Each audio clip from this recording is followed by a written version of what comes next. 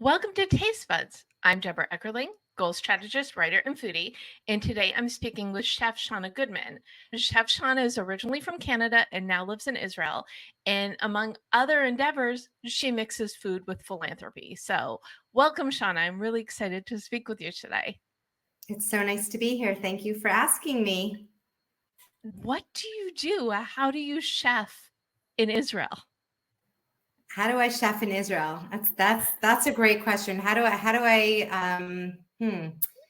So chefing in Israel is actually, very easy in the way that as a Canadian, the idea of eating local was really a foreign concept for me because eating local would have meant eating apples and maybe some potatoes and some onions. But really, most of the year we're under mega snow.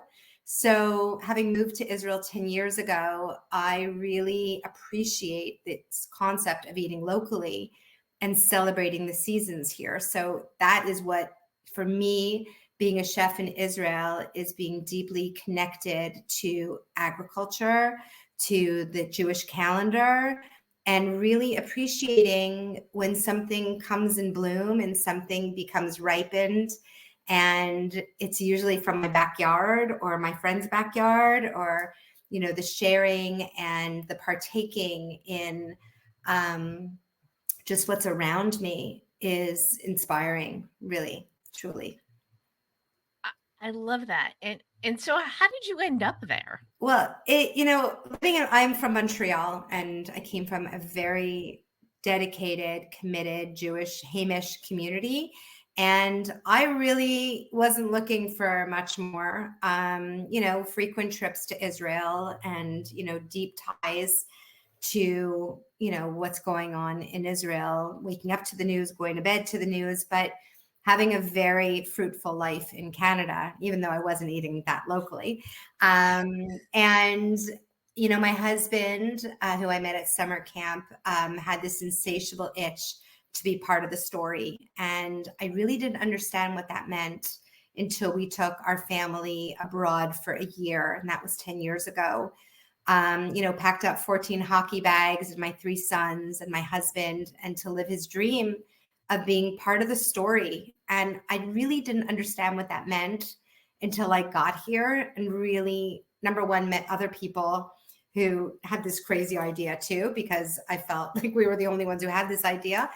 And just realizing the gift of time and living during a period of time where Israel is flourishing, and just being part of this miraculous story. It sounds so far-fetched, but every day just feels really like a gift, and the spontaneity and the immediacy of life here it's just so palpable, and people live with it's very intense. The happy is the happy, the sad is wow, dreadfully sad. And I think the whole world is feeling that right now with us. But it's this beautiful ride of a life here. So that's how I got here with my husband's dream. Wow. That's a story, and it's a good one. It's still being written. Kudos to you and your family for doing that. So these days, what does being a chef in Israel mean? What are you doing now? What am I doing now? Well, I could say that most Israelis are doing a lot of cooking, and not necessarily for themselves. They're doing it for others. And the incredible initiatives that are coming from everybody's regular kitchen with 4 burners or sometimes 2 burners, and the capacity of giving is beyond. And there's no greater, as we know, comfort than someone's home cooked meals. And with so many people and families divided, with this war effort, it's the power of the meal is huge. So I would say that is where our priorities are now. Thank God for Shabbat every Friday, because that sort of has been an opportunity that we come together as a community, and just really process together and share and try to rejoice. But other than that, I would say the cooking has just been really nurturing right now. And again, celebrating the mangoes that are falling off trees. And my tree of 7 years finally brought some lychees, which I've never seen. And as a Canadian, again, I only know apples. So to have lychees in my backyard is wild. And we're watching the pomegranates grow and, for Rosh Hashanah. So I think I would categorize food right now in Israel nurturing. Amazing. And so where did this love of food and cooking come from for you? Definitely my mom. My mom, of blessed memory, passed away 10 years ago, but I was lucky to have a mom who let me play in the kitchen. And I don't know if you remember, there was a Holly Hobby oven or an Easy Bake oven with the light bulb. And I loved nothing more than a play date and cooking a cake under a light bulb. And the creativity of the kitchen. It was, my mother really didn't mind the mess. She was really allowed me to get my hands dirty. So it was just another art room for me, the kitchen. And my mother loved to cook. So it was never something that was a burden. It was something that was a hugely creative outlet for her. And it was a very nurturing space as well. So food was like a love language. So for me, I definitely, and all my siblings, I'm the youngest of 4, and we all have a food bug in us so the power of modeling, right? It's what energy you come into that kitchen with. And it was modeled very positively for me. So 100% my mom. And you still play with your food. Yeah. I mean, just like I was so jet lagged this past week, I woke up and made marshmallows just for the sake of the science of watching that happen. I happen to love marshmallows, and I guess it's camp season and everybody is, it's summertime, but I do not get bored. I go to bed with cookbooks. I love secondhand stores. I go right to the baking aisle of all the books. I love reading people's stories like you, and food is just an entree into people's, like, their souls. Like, it's what makes them tick, what makes them cry, what makes them nostalgic, what makes them feel loved, what gives them stability. I just love them. I can't get bored, and I can watch Instagram. I can watch recipes going over and over again. And I don't know, as long as we keep on eating, I think I'll keep reading. And that too, probably really good for the spirit to see all that joy of food elsewhere. Yeah, for sure. I love nothing more than talking food with people and hearing them describe how they make something, and you feel the generosity, or sometimes not the generosity. Some people leave out ingredients in recipes. Like, I'll never understand that. But you see a lot of character in how someone shares their recipes. Oh, that's interesting. You're right. That's a very good point. Some people are very protective of their Which recipes. I don't understand. I mean, because every recipe under the sun is online. Like, really, this is not protective material anymore. And if anything, I think it's the greatest compliment when someone asks you for a recipe, and everybody puts their own energy in, and everybody puts their own specifications in, especially if they're gluten-free or they're nut-free or they're egg-free, but giving a recipe is like, I think it's the greatest compliment. Do you have a recipe that everybody always asks you for, or like a signature dish, or what is and I love the marshmallows idea, but No, even but that's beyond, not. I think I have 2 recipes that people always love from me, and I did write a cookbook back in, what year did I do it? It was the year 2005, and it was a benefit cookbook for the Jewish General Hospital in Montreal, Canada. And it was the auxiliary ladies, who are an amazing group of women. And they did it as a fundraiser. And I had never written a cookbook before. So I volunteered to write this cookbook. And it was, thank God, it was made up of over 100 volunteers. but we recipe tested everything. And I would say one of the most popular recipes in that book, called Panache, is the overnight French toast, which is a really comforting recipe where it's using up challah, if you can even have challah left over.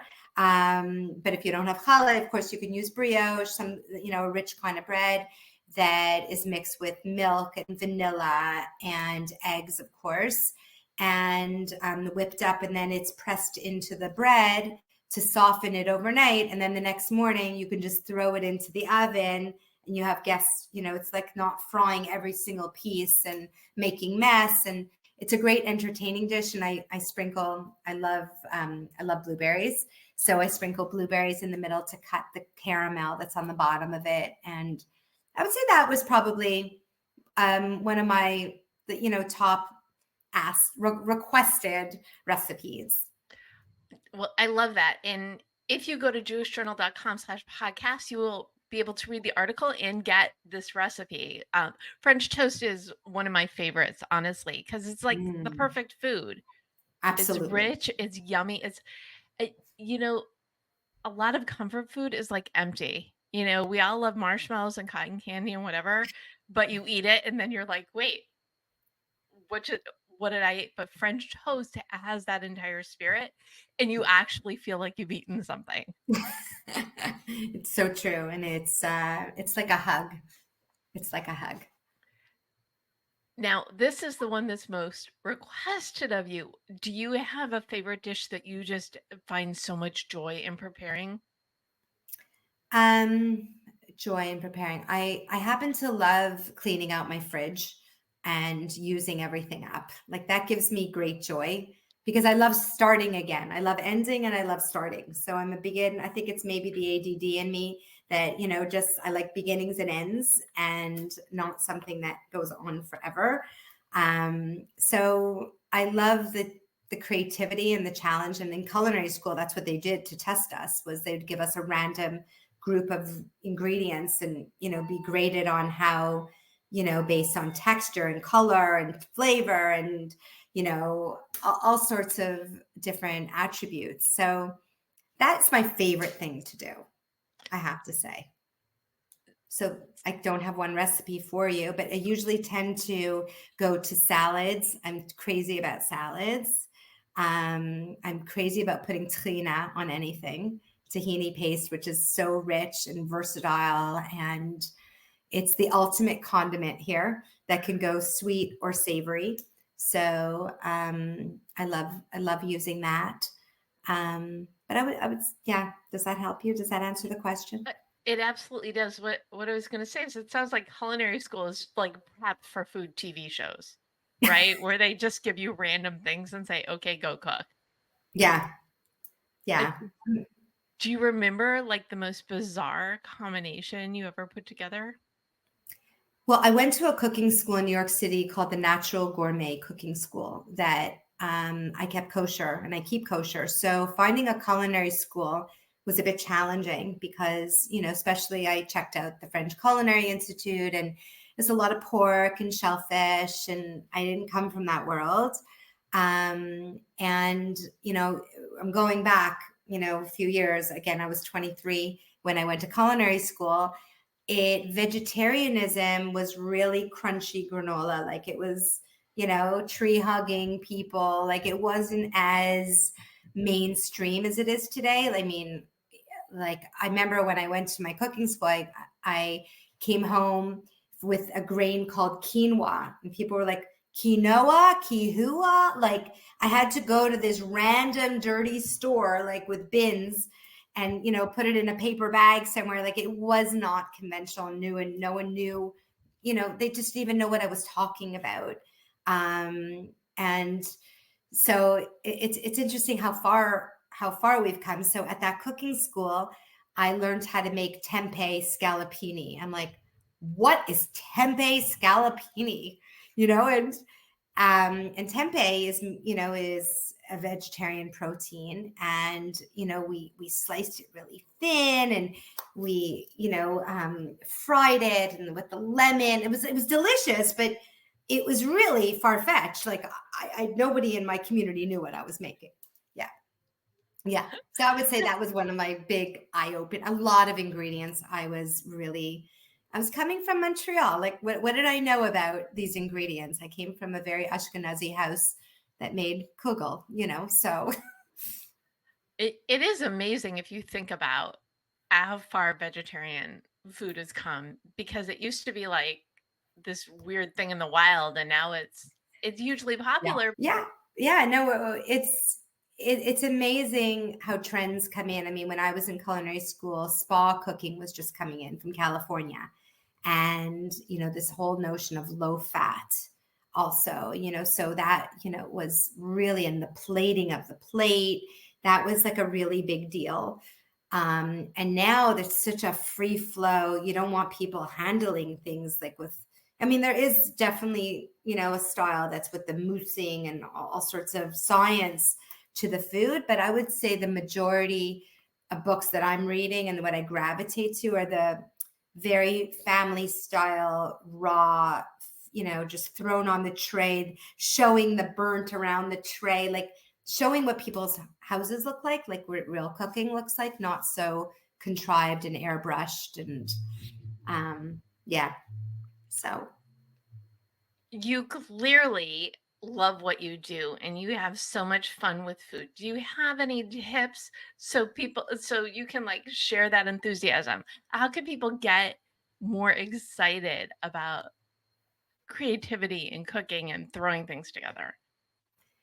I think number one, you have to make the investment in your kitchen. And I'm not saying you have to have the fanciest appliances, but you need a few really, first of all, buying yourself a good knife and, a great garlic press, which I use all the time, a great, strainer, a great salad spinner. Like invest in the toys, in the tools, because you'll enjoy the space and you'll definitely be less frustrated, especially a good peeler. And none of this is expensive now because you can get it in any kitchen store anywhere. So I would say number one, build a space that, brings happy to you, grow some herbs in your windowsill, things that are stimulating to you.